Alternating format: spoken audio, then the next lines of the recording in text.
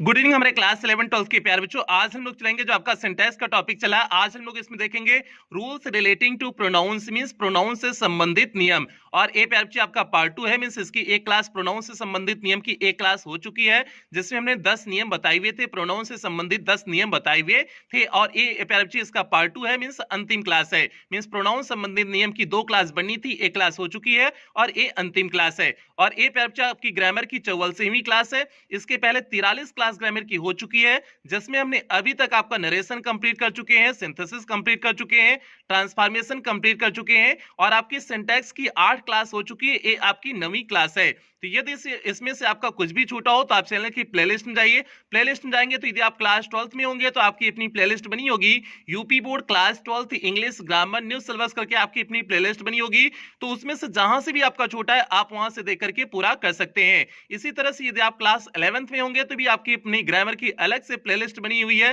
तो उसमें सारी क्लासें आपको पड़ी हुई होंगी। तो जहां से भी आपका छूटा है आप वहां से देख करके पूरा कर सकते हैं। तो जल्दी से प्यार से हम लोग आज की क्लास से कनेक्ट होते हैं। आज की क्लास से कनेक्ट होने से पहले जो भी बच्चे चैनल पे पहली बार आए हैं, चैनल को सब्सक्राइब करेंगे, वीडियो को लाइक करेंगे और क्लास 11 12 के हर एक बच्चे तो वीडियो को शेयर और करेंगे प्यार बच्चे, ये आपकी जिम्मेदारी है। तो जल्दी से हम लोग चलते हैं, पहले नियम पे चलते हैं। देखिए यहाँ पर हमने रूल नंबर फर्स्ट लिखे हुए हैं। हालांकि ये रूल नंबर फर्स्ट नहीं है क्योंकि 10 नियम पहली वाली क्लास में बता चुके हुए थे। तो प्यार बच्चे ये आपका अगर उस नंबरिंग से काउंट करेंगे तो आपका 11th नंबर का नियम है, लेकिन हम जो है इस क्लास का ही पहला नियम है, तो इसलिए रूल नंबर फर्स्ट लिखे हुए हैं। तो प्यार बच्चे यहाँ पर ध्यान से समझिए हमने क्या लिखे हुए हैं।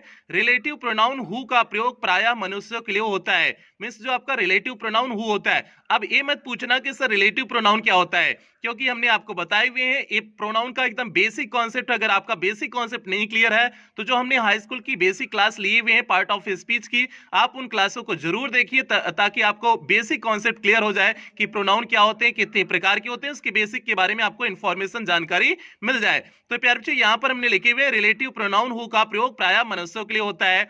जैसे हमने एग्जांपल लिखे हुए हैं, the boy who is sitting in the corner reads in my class. Means वह लड़का जो कोने में बैठा है, reads in my class means मेरे कक्षा में पढ़ता है।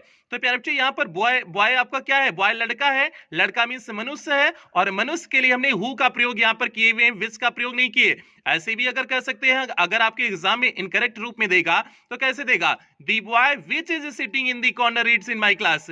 तो विच का प्रयोग यहाँ पर दे सकता है, तो विच का प्रयोग बिल्कुल यहाँ पर नहीं होगा। यहाँ पर किसका प्रयोग होगा, हु का प्रयोग होगा। क्यों, क्योंकि रिलेटिव प्रोनाउन जो आपका हु होता है वह किसके लिए प्रयोग होता है, व्यक्तियों के लिए ही आपका प्रयुक्त होता है। तो प्यारे बच्चे हमने यहाँ पर किए हुए हैं दी boy who is sitting in the corner reads in my class हो जाएगा। तो बॉय की वजह से आपने किसका प्रयोग किए हुए हैं, हु का प्रयोग किए हुए हैं। अब दूसरा एग्जांपल देखिए, हमने दूसरे एग्जांपल में क्या लिखे हुए हैं, He who walks early in the morning gets energy. He means वह who walks जो टहलता है early in the morning means सुबह सुबह, gets energy वह क्या प्राप्त करता है, शक्ति प्राप्त करता है। तो भैया जो सुबह टहलेगा वही शक्तियां प्राप्त करेगा ना।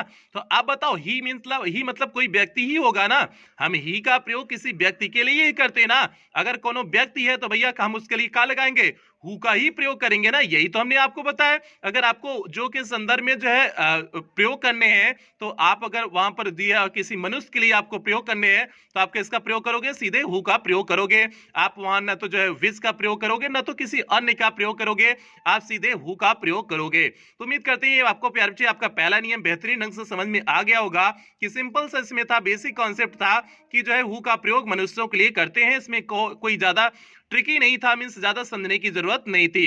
अब चलते हैं प्यारे बच्चे हम लोग दूसरे नियम की तरफ बढ़ते हैं, देखते हैं आपका दूसरा नियम क्या है। तो यहाँ पर देखिए हमने दूसरे नियम को भी लिखे हुए हैं, यहाँ पर ध्यान से एकदम समझने की कोशिश करिए। हमने लिखे हुए हैं हुम मींस होता है जिसे, जिसको, जिन्हें, जिनको का प्रयोग व्यक्तियों के लिए किया जाता है। अभी तक हमने आपको किसका प्रयोग बताया, हु का प्रयोग आपको व्यक्तियों के लिए बताए हुए हैं। अब कह रहे हैं हुम का प्रयोग। हुम का अर्थ क्या होता है, जिसे, जिसको, जिन्हें, जिनको का संदर्भ होता है हुम के माध्यम से। इनका भी प्रयोग किसके लिए होता है, व्यक्तियों के लिए किया जाता है। हुज मीन्स जिसका और जिनके का संदर्भ अगर हो, का प्रयोग साधारणतः व्यक्तियों के लिए किया जाता है, किंतु कभी कभी इसका निर्जीव वस्तुओं के लिए भी प्रयोग किया जाता है। तो प्यारे बच्चे अब हम 2-3 चीजें आपको बताते हैं, हुम और हुज। हुम का प्रयोग ये भी क्लियर है, हुम का प्रयोग किसके लिए किया जाएगा, व्यक्तियों के लिए किया जाएगा। लेकिन हुज वाले कॉन्सेप्ट में एक और जुड़ा हुआ है, व्यक्तियों के साथ साथ निर्जीव वस्तुओं के लिए भी हुज का प्रयोग किया जा सकता है। कॉन्सेप्ट एकदम दिमाग में बैठाते चलिए। whom का प्रयोग किसके लिए करेंगे? व्यक्तियों के लिए। who और whom का प्रयोग व्यक्तियों के लिए करेंगे। और who का अर्थ होता है जो होता है, और whom का अर्थ होता है जिसे, जिसको, जिन्हें, जिनको। अगर इसका संदर्भ आ रहा है तो आप किसका प्रयोग करोगे? whom का प्रयोग करोगे। तो whom का प्रयोग किसके लिए हो गया? ए व्यक्तियों के लिए हो गया। और whose आपका व्यक्तियों के लिए होगा, उसके साथ साथ निर्जीव वस्तुओं के लिए भी whose का प्रयोग हो सकता है। प्यारे बच्चे ये तीनों कॉन्सेप्ट एकदम ध्यान से समझना, हु, हुम, हुज, इन तीनों का कॉन्सेप्ट एकदम ध्यान से समझना। जैसे हमने एग्जांपल में लिखे हुए हैं, पहला एग्जांपल यहां पर देखिए, दिस इज द बॉय, यह वह लड़का है, हुम आई लव, जिसको हम प्रेम करते हैं। भैया दिस इज दी बॉय, यह वही लड़का है, हुम आई लव, जिसको हम क्या करते हैं? प्रेम करते हैं। तो भैया ये वही लड़का है जिसको हम प्रेम करते हैं, तो जिसको का संदर्भ आया ना, जिसको के लिए तो हु का प्रयोग कर नहीं सकते हो, तो आप किसका लगाओगे? और व्यक्ति के लिए मींस लड़के के लिए आया हुआ है ना, और लड़के के लिए आया हुआ है तो क्या लगाओगे? आप हुम का ही प्रयोग करोगे ना। यही तो हमने आपको समझाया कि जो है जिसे, जिसको, जिन्हें, जिनके संदर्भ में आप हुम का प्रयोग करोगे, और हुम का प्रयोग किसके लिए होगा? व्यक्ति के संदर्भ में होगा। और यहाँ बच्चे मींस बॉय की बात हो रही थी, बॉय आपका क्या है? व्यक्ति है, तो इसलिए आपने यहाँ पर क्या किसका प्रयोग किए हुए? हुम का प्रयोग किए हुए हैं। और हुम का प्रयोग सीधे सीधे व्यक्तियों के लिए होता है। हु और हुम का प्रयोग दोनों का सीधे सीधे व्यक्तियों के लिए होता है, लेकिन जब बात आती है हुज की बात आती है, तो हुज दोनों तरफ खेला खेल लेता है। मींस ये तो व्यक्तियों के साथ होता भी है, उसके साथ साथ निर्जीव वस्तुओं के साथ भी रह लेता है। मींस जो है ये निर्जीव वस्तुओं के साथ भी प्रयोग हो सकता है। ये प्यारे कहानी किसकी हो गई? हुज की कहानी हो गई। जैसे हमने यहाँ पर लिखे हुए हैं, यहाँ दूसरा एग्जाम्पल ध्यान से देखना, दूसरा एग्जाम्पल में क्या लिखे हुए हैं? आई नो द वुमेन, मैं उस स्त्री को जानता हूं, whose husband was arrested, जिसका पति क्या हो चुका है? गिरफ्तार हो चुका है। Means I know the women, मैं उस स्त्री को जानता हूं जिसका पति, जिनका या जिसका, यही तो हमने बताए हुए हैं। हुज का अर्थ आपको क्या बताया? जिसका और जिनका अर्थ बताए हुए हैं, यही हुज का अर्थ ना। तो whose husband was I know arrested, means I know the women, मैं उस स्त्री को जानता हूं, हुज हस्बैंड वाज अरेस्टेड, जिसका पति क्या हो गया है? गिरफ्तार हो गया है। तो भैया यहाँ पर जिसका के संदर्भ में किसका प्रयोग किए हुए हो? हुज का प्रयोग किए हुए हो। और वुमेन के लिए प्रयोग किए हुए मीन्स स्त्री के लिए प्रयोग किए हुए हो। और स्त्री क्या है? कोई व्यक्ति ही तो है, मीन्स कोई व्यक्ति ही तो स्त्री है। तो वही तो हमने कॉन्सेप्ट आपको समझाने की कोशिश कर रहे हैं। हु, हुम, हुज, तीनों का प्रयोग व्यक्तियों के लिए कर सकते हैं। और बस हुज वाले में कॉन्सेप्ट इतना होता है, इसका प्रयोग किसी नॉन लिविंग थिंग्स मींस निर्जीव वस्तुओं के लिए भी कर सकते हैं। आपके एग्जाम में इसी तरह से कंफ्यूजन देगा, जहां पर हु, हुम, हुज दिया हुआ है, वहां पर विच का प्रयोग करके आपको एग्जाम दे देगा, आपको कंफ्यूज करने के लिए। तो आपको अगर सटीक जानकारी पता होगी तभी आप इसे बेहतरीन ढंग से कर सकते हैं। तो प्यारे बच्चे ये आपका सेकंड नियम हो गया, हुम और हुज का कॉन्सेप्ट का सेकंड नियम हो गया। अब हम लोग चलते हैं तीसरे नियम की तरफ बढ़ते हैं, देखते हैं प्रोनाउन के आज की क्लास का तीसरा नियम क्या है। और तीसरे नियम पे चलने से पहले जो भी बच्चे चैनल पे पहली बार आए, चैनल को सब्सक्राइब करेंगे, वीडियो को लाइक करेंगे। और प्यारे बच्चे ये आपकी जिम्मेदारी है, क्लास 11-12 की हर एक बच्चे तक वीडियो को पहुंचाना, ये आपकी जिम्मेदारी है। तो जल्दी से हम लोग पढ़ते हैं, अगले तीसरे नियम की तरफ बढ़ते हैं, देखते हैं तीसरा नियम क्या है।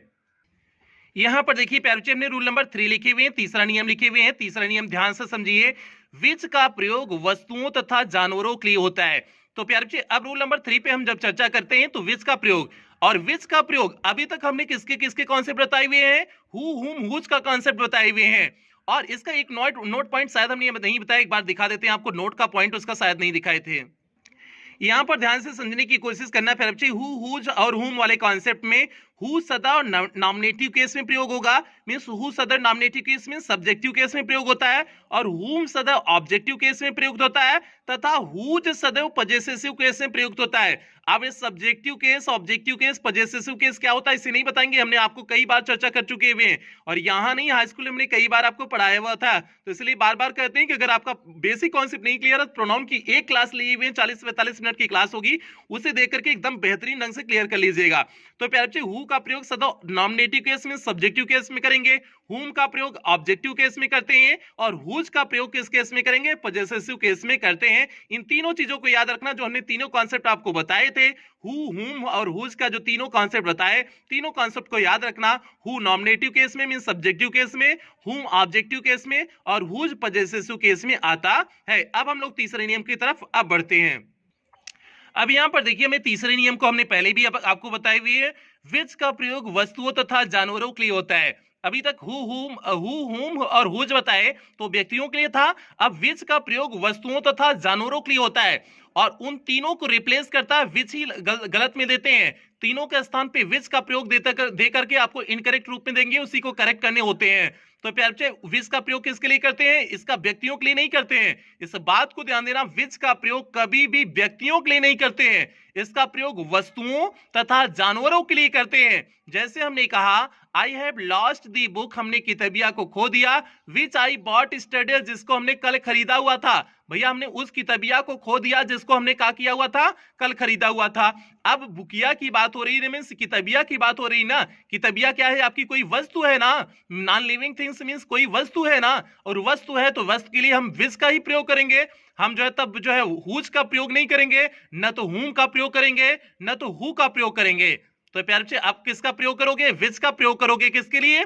वस्तुओं के लिए और जानवरों के लिए। तो क्या हो जाएगा? I have lost the book which I bought study हो जाएगा। तो सिंपल से आपके कॉन्सेप्ट है कि विच का प्रयोग वस्तुओं तथा जानवरों के लिए करते हैं। अब सेकेंड एग्जाम्पल पे आ जाते हैं, जैसे हमने लिखे हुए हैं। अब जानवरों के संदर्भ में एग्जाम्पल देख लेते हैं। The horse which I bot, वह घोड़ा जिसे हमने खरीदा था, हैज ओन दी रेस, वह रेस को क्या कर चुका हुआ है? जीत चुका है। मींस जिस घोड़े को हमने खरीदा हुआ था वह घोड़ा क्या कर चुका है? रेस को जीत चुका हुआ है। अब रेस को भैया घोड़ा जीत चुका हुआ है तो हमारा क्या हो जाएगा? हमारा जो है घोड़े के लिए हमने क्या प्रयोग किए हुए हैं? मींस घोड़ा क्या हुआ? जानवर हुआ, और जानवर के लिए हमने क्या प्रयोग किए हुए हैं? विच का प्रयोग किए हुए हैं। तो सिंपल से हमने आपको कॉन्सेप्ट बता दिए हुए हैं। विच का प्रयोग वस्तु तथा जानवर के लिए करते हैं। उम्मीद करते हैं कॉन्सेप्ट आपको समझ में आ गया होगा, क्योंकि बहुत टफ कॉन्सेप्ट नहीं है, सिंपल सा कॉन्सेप्ट है। विच का प्रयोग वस्तु और जानवर के लिए करेंगे। हमने पहले में दिखाया, बुक के माध्यम से आपको वस्तु दिखाने की कोशिश किया और हाथ के माध्यम से आपको जानवर दिखाने की कोशिश की। उम्मीद करते हैं आपका कॉन्सेप्ट बन गया होगा। अब चलते हैं चौथे नियम की तरफ बढ़ते हैं, देखते हैं आपका चौथा नियम क्या है। यहां पर देखना प्यारे बच्चे, हमने चौथा नियम लिखे हुए हैं। चौथा नियम आपका दैट का शुरू होता है। अभी तक हु, हुम, हुज और आपने विच का प्रयोग देख लिए। अब देखोगे आप लोग दैट का प्रयोग। दैट का प्रयोग व्यक्तियों तथा वस्तुओं के लिए होता है। अब बात समझने की कोशिश करना, दैट का प्रयोग किसके लिए होगा? व्यक्ति के लिए होगा या वस्तु के लिए होगा?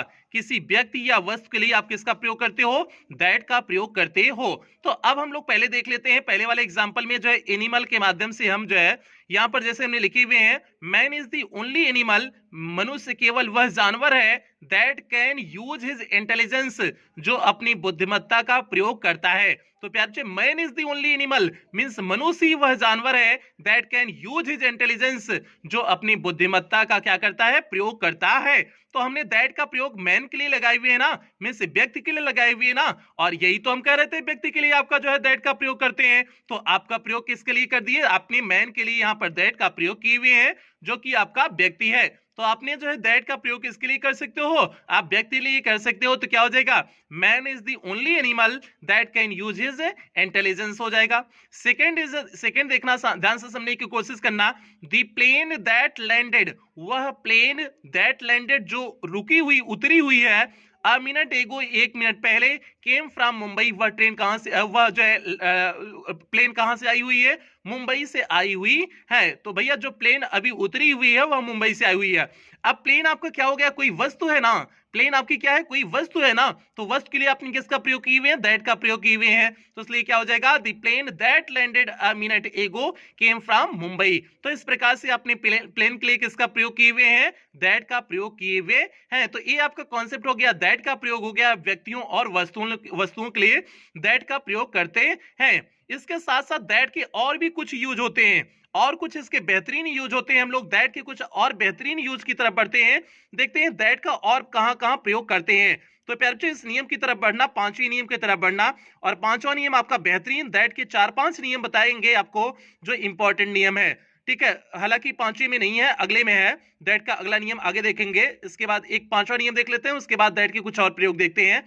आप ध्यान देना, यहां पर जैसे हमने लिखे हुए हैं, जब एंटीसीडेंट मींस होता है पूर्ववर्ती, के पहले सेम या सच का प्रयोग हो तो उसके बाद साधारणतः रिलेटिव प्रोनाउन एज आता है। ध्यान से बात समझने की कोशिश करना, जब पूर्ववर्ती के पहले सेम या सच का प्रयोग हो तो उसके बाद साधारणतः रिलेटिव प्रोनाउन एज आता है। जैसे हमने पहले एग्जांपल को लिखे हुए हैं, this is the same pen which I gave you.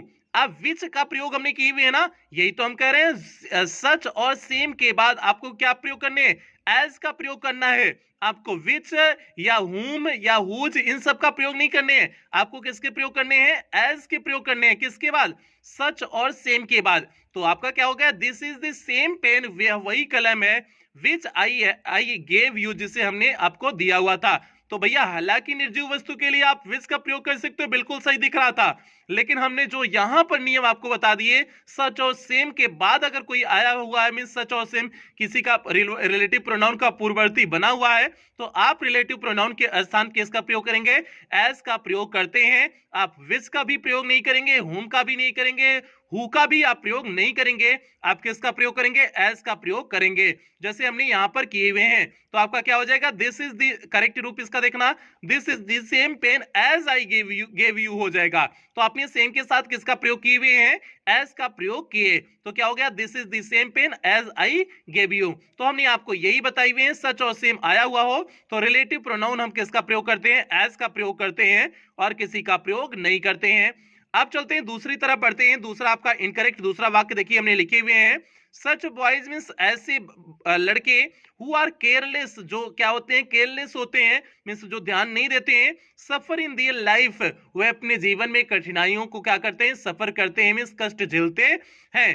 तो प्यारे बच्चे बॉयज के लिए हमने हु का प्रयोग किए हुए हैं, और बिल्कुल आपको सही दिख रहा था, क्योंकि आपने हमें पहले ही बताई हुई है व्यक्तियों के लिए आप हु का प्रयोग कर सकते हो, बिल्कुल सही दिख रहा था। लेकिन हमने एक नियम यहां पर और बता दिए, यहां पर जो सच आया हुआ है, तो सच की वजह से यहां पर किसका प्रयोग हो जाएगा? एज का प्रयोग हो जाएगा। तो सिंपल सा आपका कॉन्सेप्ट क्या हो जाएगा? Such boys as are careless suffer in their life हो जाएगा। तो आपने सच के बाद किसका प्रयोग कर दिए? एज का प्रयोग कर दिए। तो सिंपल हो गया, such boys as are careless suffer in their life हो गया। तो सिंपल से हमने आपको कुछ कॉन्सेप्ट बता दिए। कॉन्सेप्ट बस आपका बेसिक कॉन्सेप्ट था, सेम और सच का अगर प्रयोग हुआ हो उसके बाद आपको रिलेटिव प्रोनाउन लगा रहे हैं, तो आप लगाओगे एज का प्रयोग करोगे, आप किसी विच का प्रयोग या फिर किसी हु का प्रयोग आप नहीं करोगे। ये हमारा रूल नंबर 5 कहता है। तो उम्मीद करते हैं पांचवा नियम आपको बेहतरीन ढंग से समझ में आ गया होगा, कहीं कोई दिक्कत नहीं होगी। और प्यारे बच्चे आप अपनी किताब से मिलाते चलिए, आपकी किताब के ही सारे नियम बता रहे हैं ताकि आपको ज्यादा न पड़े, कुछ एक्स्ट्रा पढ़ने की जरूरत नहीं है, इसलिए आप अपनी किताब से मिलाते चलिए। किसी भी प्रकाशन की आपकी किताब होगी तो आपको सारी चीजें वहां से मिलती आपको चलेंगी। तो प्यारे बच्चे हम लोग आगे बढ़ते हैं, जिससे आपको केवल समझाने की जरूरत है, बाकी सारे नियम तो आपके बुक्स में मिल जाएंगे, बस आपको समझा रहे हैं। तो इसलिए आप इतना ध्यान देते चलिए कि आपको समझने हैं, बस लिखोगे नहीं तब भी चल जाएगा, लेकिन आपको चीजों को समझने हैं। तो प्यारे हम लोग छठे नियम की तरफ बढ़ते हैं, देखते हैं आपका छठा नियम क्या है। यहां पर देखिए हमने छठे नियम को लिखे हुए और हमने आपको बताया भी छठा नियम आपका क्या होगा? दैट से संबंधित होगा। तो अब यहां पर देखिए हमने क्या लिखे हुए हैं छठे नियम में, देखिए क्या लिखे हुए हैं, हु तथा विच के स्थान पे रिलेटिव प्रोनाउन दैट का प्रयोग निम्न अवस्था में किया जाता है। मीन्स हु जो होता है और विच जो होता है, इसके स्थान पे रिलेटिव प्रोनाउन दैट निम्न अवस्था में किया जाएगा। मीन्स किस अवस्था में इसका प्रयोग किया जा सकता है? दैट का प्रयोग। तो प्यारे अब दैट के 3-4 नियम बताने चल रहे हैं, एकदम ध्यान से समझना। हु और विच को रिप्लेस करेगा आपका दैट, तभी तो हमने बताया था दैट का विच को भी रिप्लेस करेगा, क्योंकि वस्तुओं के लिए प्रयोग होता है, यही तो हमने बताया। तो हु का प्रयोग व्यक्ति के लिए और विच का प्रयोग वस्तुओं के लिए, तो दोनों के स्थान पे प्रयोग हो सकता है, दैट प्रयोग हो सकता है, किस अवस्था में प्रयोग हो सकता है, अब उस चीज को आपको समझने की जरूरत है। जैसे हमने यहाँ पर पहले नियम लिखे हुए हैं, सुपरलेटिव डिग्री में एडजेक्टिव के पश्चात, अगर आपका कोई सुपरलेटिव डिग्री का आपने शब्द कोई लिखा हुआ है वाक्य में, तो उसके बाद में जो है एडजेक्टिव के पश्चात हम क्या करेंगे? सुपरलेटिव डिग्री का जो भी एडजेक्टिव होगा उसके पश्चात आप किसका प्रयोग करते हैं? दैट का प्रयोग करते हैं, हु और विच का प्रयोग नहीं करते हैं। जैसे हमने यहाँ पर लिखे हुए हैं, this is the best that he could do, means यह उसका सर्वोत्तम था जो कि वह कर सकता था।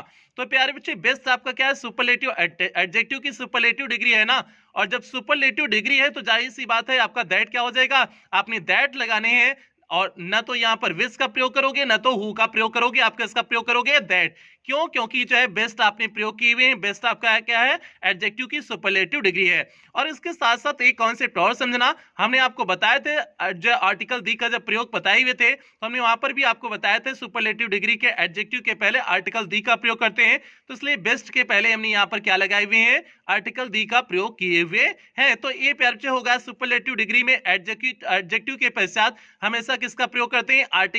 हमेशा किसका प्रयोग करते हैं? दैट का प्रयोग करते हैं।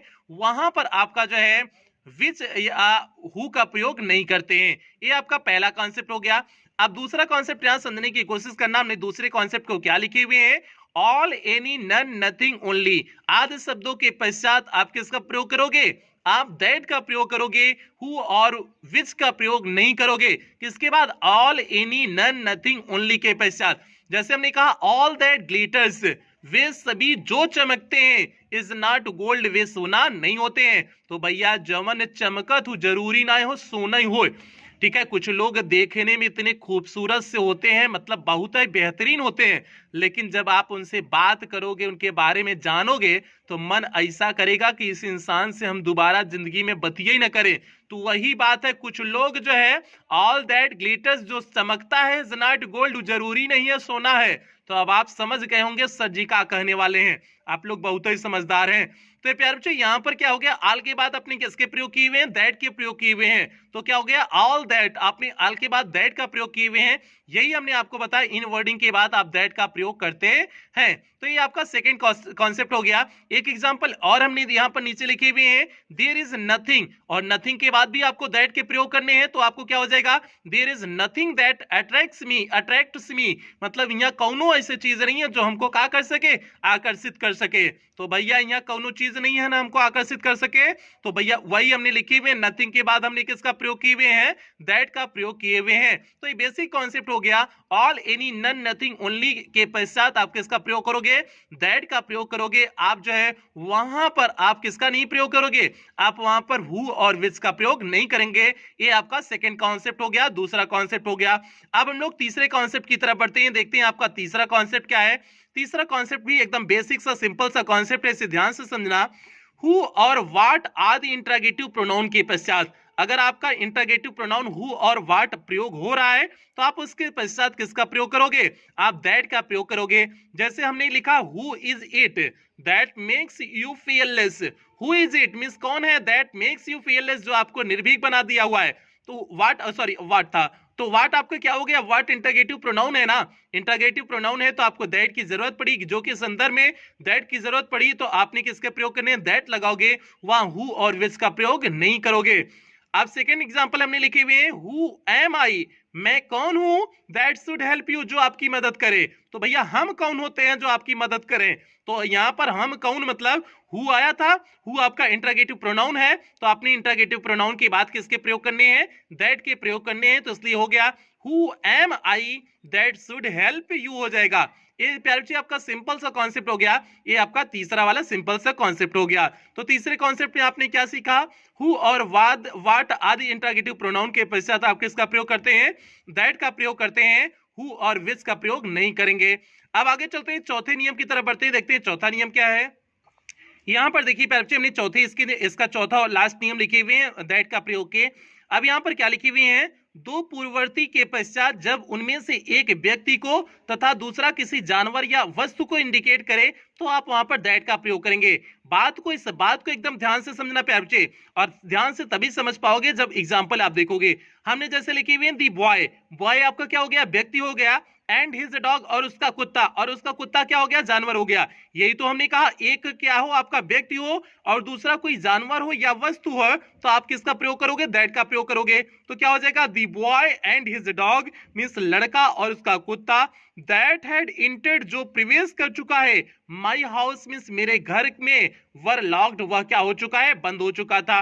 तो प्यारे बच्चे हमने यहाँ पर बॉय और डॉग था, और बॉय और डॉग के लिए हमने दैट का प्रयोग किए हुए। क्यों, क्योंकि यहाँ पर एक व्यक्ति है और दूसरा जानवर है। अगर एक व्यक्ति और दूसरा कोई जानवर हो या वस्तु हो, तो आप वहां पर किसके प्रयोग करेंगे, आप वहां पर दैट का प्रयोग करेंगे, न तो हु का प्रयोग करेंगे, न तो जो है आप विच का प्रयोग करेंगे। जाहिर सी बात है, इसमें दोनों में कोई भी नहीं प्रयोग कर सकते हैं, क्योंकि बॉय के लिए तो आप हु लगा सकते हो, लेकिन जो है डॉग के लिए हु का प्रयोग नहीं कर सकते हो, क्योंकि डॉग के लिए, जानवर के लिए आप किसका प्रयोग करते हैं, विच का प्रयोग करते हैं। तो भैया इसके लिए जो है एक ऑप्शन निकालना चाहिए था, कौन से इसके स्थान पे तब कर सकते हैं, तो इसके स्थान पे ऑप्शन निकाला गया कि आप दैट का प्रयोग कर सकते हैं। तो प्यारे बच्चे, ये आपका रूल नंबर 4 हो गया था। मींस इसमें आपका रूल नंबर 4 है दैट के प्रयोग में। उम्मीद करते हैं ये आपके सारे कॉन्सेप्ट क्लियर हो गए होंगे। जो दैट के आपके कॉन्सेप्ट थे सारे कॉन्सेप्ट क्लियर हो गए होंगे। तो अब हम लोग 7वें नियम की तरफ बढ़ते हैं। देखते हैं आपका 7वां नियम क्या है। और 7वें नियम पे चलने से पहले जो भी बच्चे चैनल पे पहली बार आए हैं, चैनल को सब्सक्राइब करेंगे, वीडियो को लाइक करेंगे। और प्यारे बच्चे ये आपका काम है क्लास 11 12 के हर एक बच्चे तक वीडियो को पहुंचाना। तो जल्दी से हम लोग चलते हैं 7वें नियम की तरफ आगे बढ़ते हैं। प्यारे बच्चे यहाँ पर देखिए हमने रूल नंबर 7 लिखे हुए हैं। रिलेटिव प्रोनाउन को जितना संभव हो सके अपने पूर्ववर्ती के समीप रखना चाहिए। प्यारे बच्चे इस बात को एकदम ध्यान से समझना।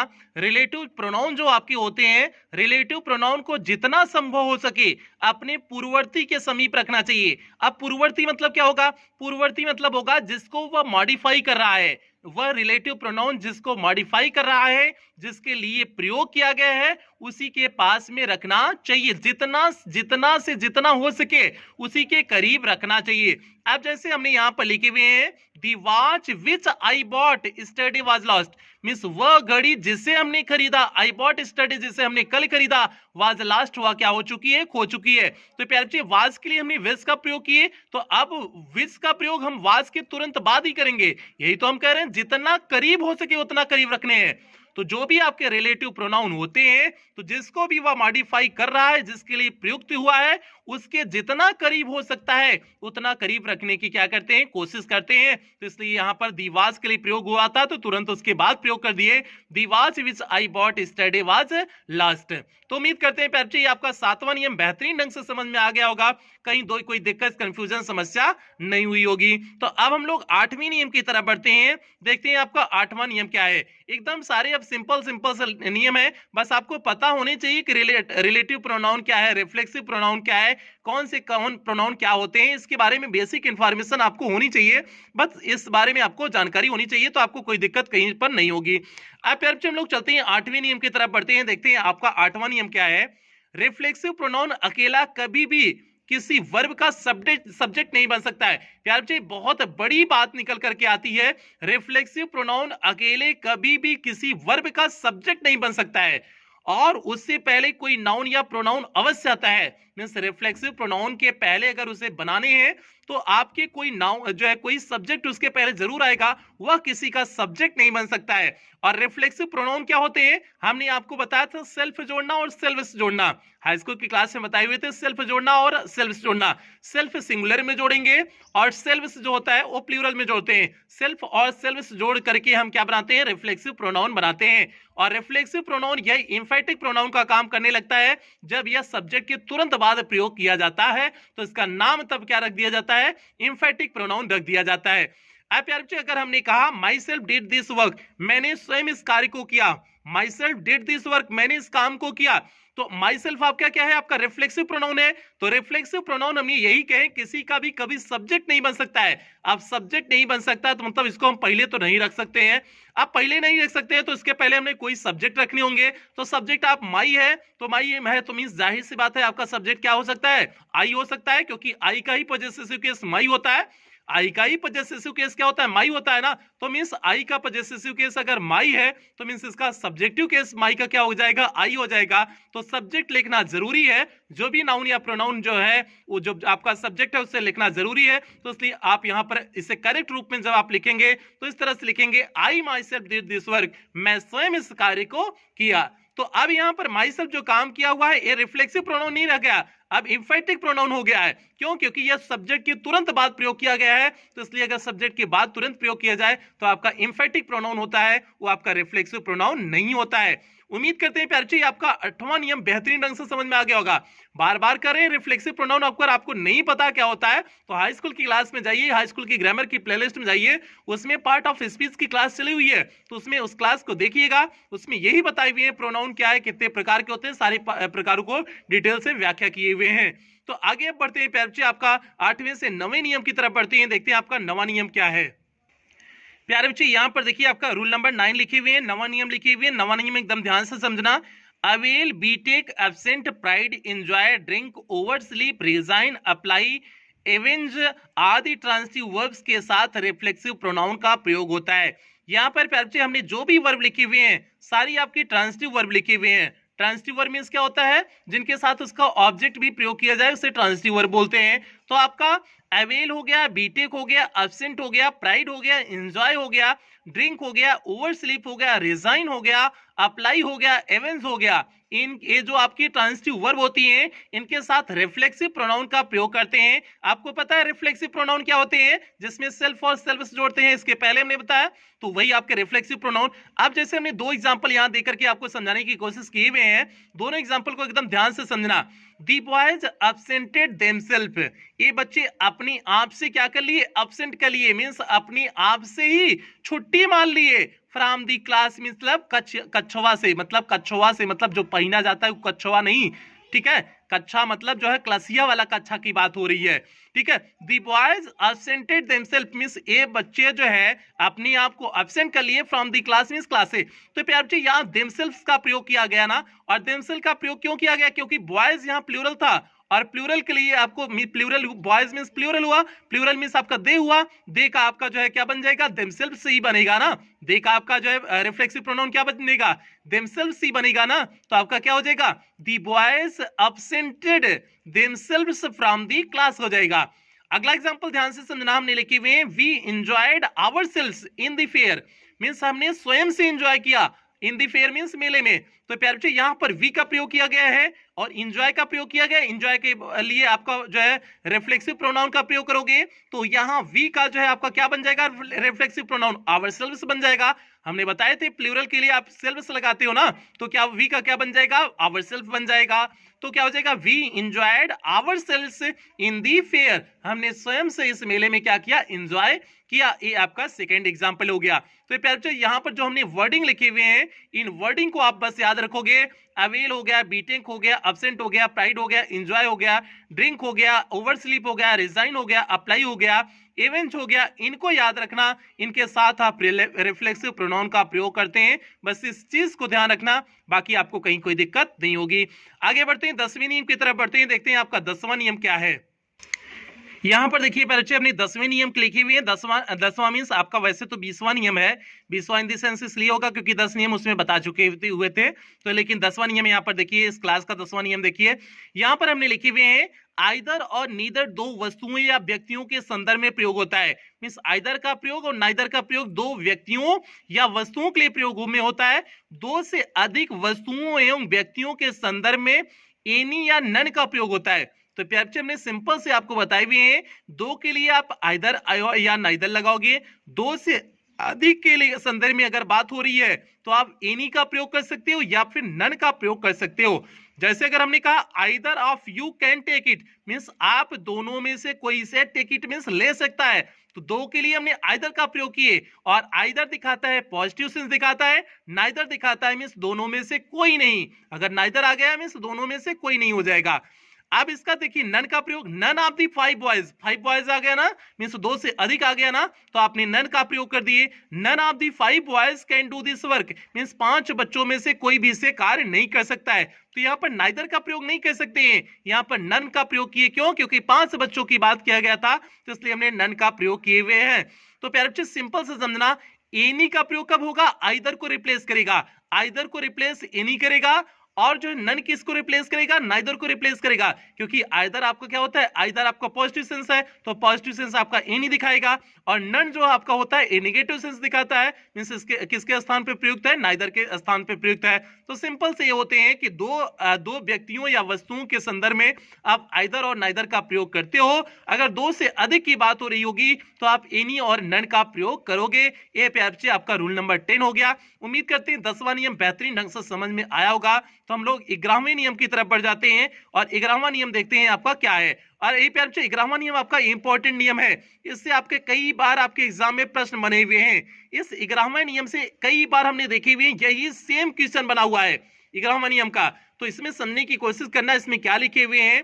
अगर वाक्य में इंडेफिनिट प्रोनाउन वन का प्रयोग हुआ है, इंडेफिनिट प्रोनाउन अगर वाक्य में वन का प्रयोग हुआ है तो अंत तक प्रोनाउन के स्थान पर वन का ही प्रयोग होता है। आप यहां पर मींस अंत तक, चाहे उसका ऑब्जेक्टिव केस हो, पजेसिव केस हो, सब कुछ क्या होगा, वन ही होगा, न कि जो है उसमें कोई परिवर्तन करेंगे। तो जैसे क्या हो जाएगा, one should do his duty, अगर दिया गया है one should do his duty, एक व्यक्ति को अपनी ड्यूटी करनी चाहिए, अपनी के लिए यहां पर हिज का प्रयोग कर दिया गया है, लेकिन हिज का प्रयोग किसका, हिज पजेसिव केस किसका है, ही का पजेसिव केस है, वो तो वन का पजेसिव केस है नहीं, तो यहां पर किसका प्रयोग होगा, और पजेसिव केस मींस आपका एपोस्ट्रोफी एस लग सकता है, तो आप वन में ही एपोस्ट्रोफी एस का प्रयोग करके बनाओगे तो क्या हो जाएगा, one should do once duty हो जाएगा। तो आपने कर दिया one should do once duty कर दिया, आपने इसके स्थान पे हिज हर इन सब का प्रयोग नहीं करोगे।